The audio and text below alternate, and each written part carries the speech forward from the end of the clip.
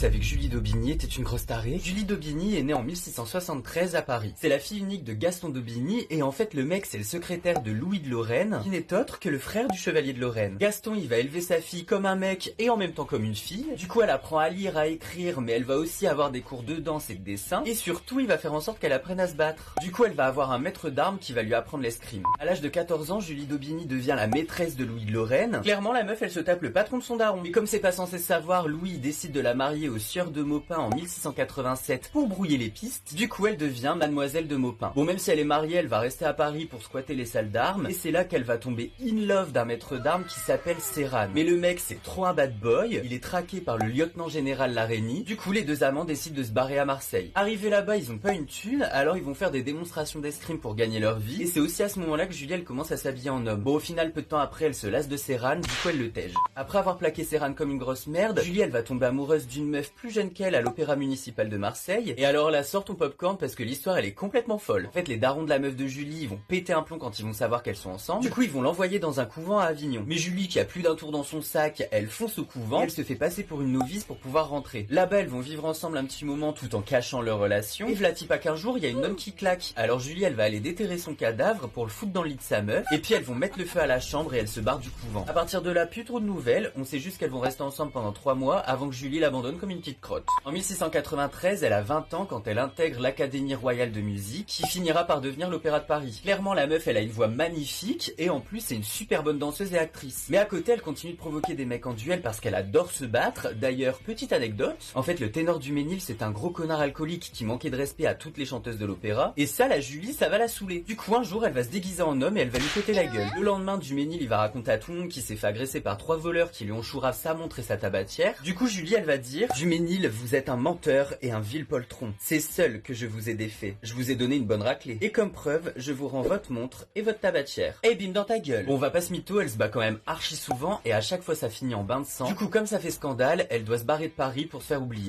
À la fin de l'année 1698, Julie elle revient à Paris et elle va remplacer Marie Le Rochois à l'opéra parce qu'elle est partie en retraite. De là elle va commencer à chanter des reprises de Lully, mais elle va aussi être dans les nouveaux opéras de Colas, Destouches et Campra. Et d'ailleurs Campra il va écrire pour elle le rôle de Colindre dans Tancrède en 1702. Julie d'Aubigny elle va faire sa dernière apparition dans La Vénitienne de Michel Delabarre avant de quitter l'opéra pour se retirer dans un couvent où elle meurt en 1707 à l'âge de 35 ans.